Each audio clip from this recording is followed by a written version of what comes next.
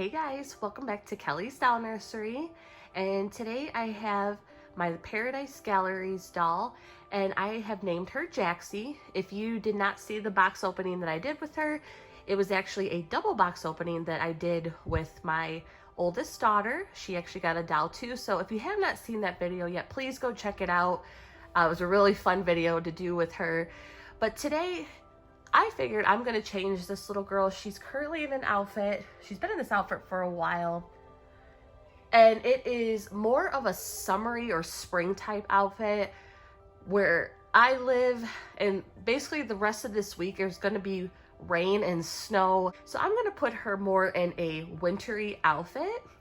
And it's just gonna be just a calming, relaxing, changing video. You know, we're coming off the holidays. Everyone is, been busy. So I figured a nice relaxing video would be great for everyone to watch. So this is the only time you're going to hear me talk, but we're going to get this little girl changed into her winter outfit and just enjoy, guys.